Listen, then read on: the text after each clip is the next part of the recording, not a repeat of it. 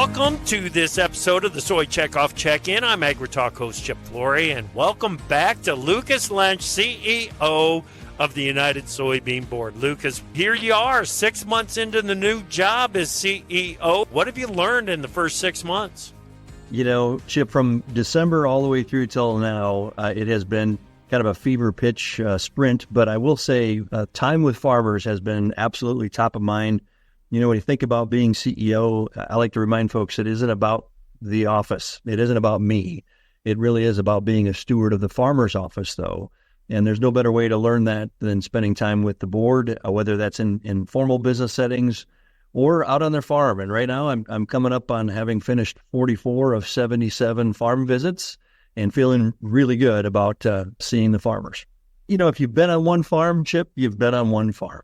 And this year, all the challenges that the farmers are facing, it really drives me, you know, when I'm back at the office with the team, with the crew, with the folks that we work with and through in order to deliver on behalf of America's soybean farmers, it really brings it home for me. And I have a fire in my belly, as they say, for the work because of what I'm seeing from the farmers firsthand on their farms. What does that fire in your belly turn into as you're looking forward to the next 6 months? Yeah, well, there's really three legs of the stool that I'm focused in on. Number one, being as proactive as we can in supporting our number one customer, and that's animal agriculture. The second leg of that stool is energy independence. You know, what are we doing to create energy for not only the sustainable, but that is a drop-in replacement in all petroleum-based products. And really the third is the consumer innovations, not just domestically, but also internationally. What are the customers of tomorrow looking for globally? But here at home, what are the innovations that might be something you pick up in consumer goods or frankly, even an industrial application in asphalt? All of that are the dynamic aspects of demand creation that ensures there's value in the supply chain waiting for farmers. Lucas, this month on the Soy Checkoff Check-In, we've been talking about biodiesel, and I don't know how well known this is, but to everyone out there, Lucas is a veteran. He's seen the oil fields while deployed in the Middle East. And Lucas, after that experience, talk to me about the importance of something that you mentioned, the energy independence of this country, and how soy-based biofuels are part of that.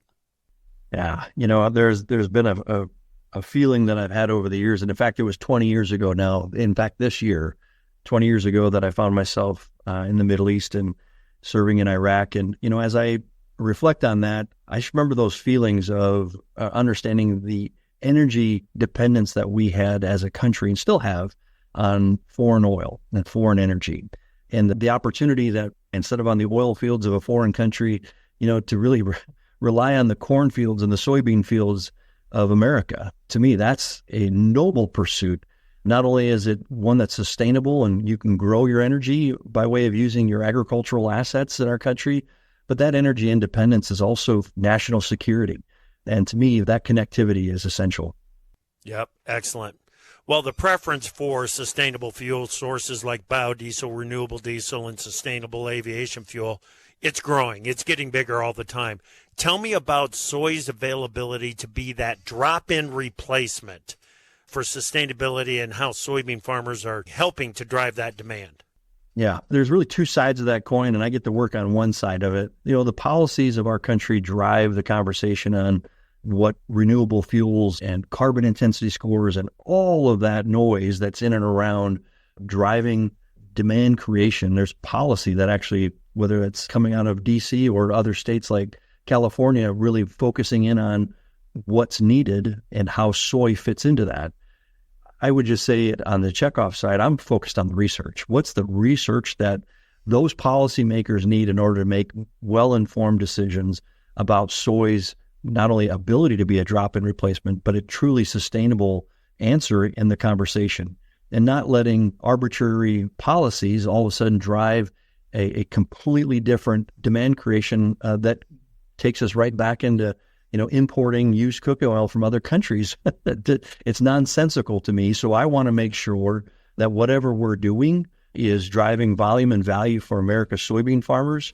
And the best way I can do that as CEO here at United Soybean Board is to ensure we've got adequate research and the right kind of professional network to help drive that decision making. Excellent. And you can learn more about that research at the United Soybean Board. Just go to unitedsoybean.org. Lucas, thank you so much. Chip, always a pleasure, and thanks for talking energy today. We've got a lot to invest in for the future. We certainly do. That is Lucas Lentsch, CEO of the United Soybean Board. I'm AgriTalk host Chip Flory. Now, let's get back to today's AgriTalk.